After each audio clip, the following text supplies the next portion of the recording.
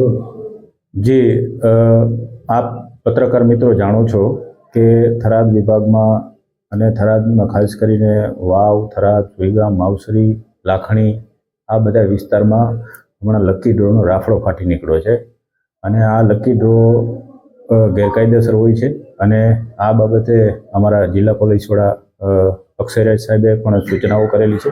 તેઓના માર્ગદર્શન પ્રમાણે અમે કાર્યવાહી કરી રહ્યા છીએ અને આ લકી ડ્રો જે ચલાવે છે એ લકી ડ્રોના જે લોકો છે તેના વિરુદ્ધ ગઈકાલે અમે જાતેથી ફરિયાદી બની અને એના વિરુદ્ધ ગુનો રજીસ્ટર પણ કરવામાં આવેલા છે।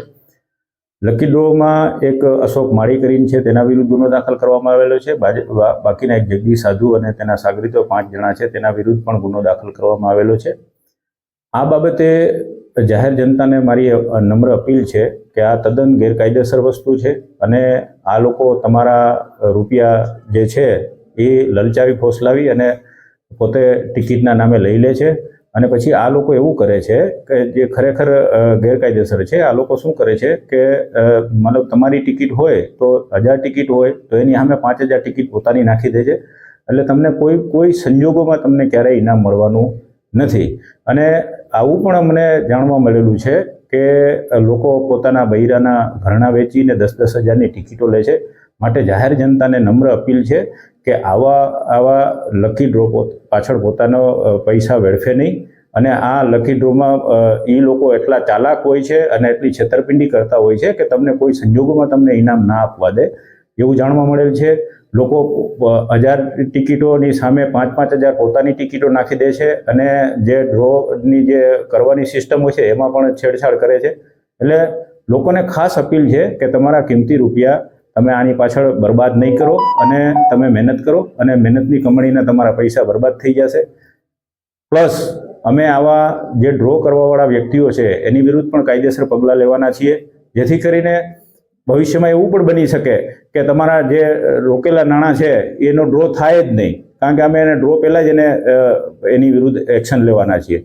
એટલે અમારા જિલ્લા પોલીસ વડા અક્ષયરાજ સાહેબે અમને સ્પષ્ટ સૂચના આપી લીધી કે આવી ગેરકાયદેસર પ્રવૃત્તિઓ કોઈપણ સંજોગોમાં ચલાવી લેવાય નહીં અને કડકમાં કડક હાથે કાર્યવાહી કરવામાં આવશે। ઇવન સંગઠિત અપરાધની કલમો તળે પણ આ ગુના રજીસ્ટર થયેલા છે।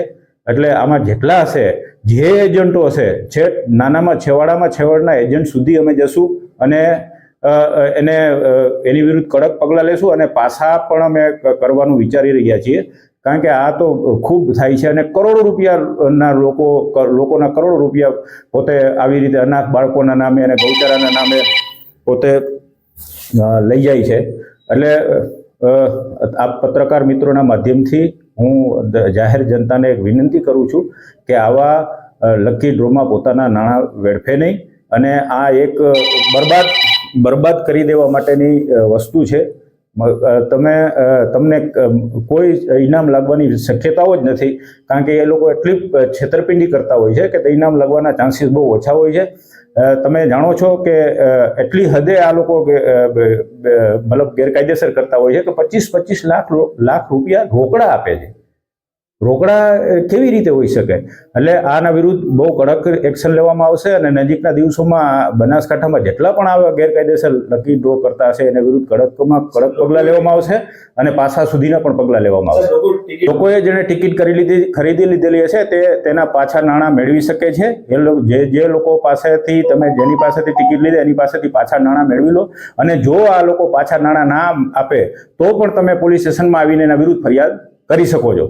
એટલે એ પણ વિનંતી છે કે તમે તમારા પાછા નાણાં લઈ લેજો જેથી કરીને તમારા રૂપિયા વેડફાય નહીં। કેટલા ડ્રો ઉપર કાર્યવાહી કરવામાં આવી છે અને બીજા અત્યારે હાલની પરિસ્થિતિ પ્રમાણે અત્યારે 2 ડ્રો વાળા ઉપર મેં ગુના દાખલ કરાવેલા જાતેથી અને બીજા એવા મારી પાસે હજી 4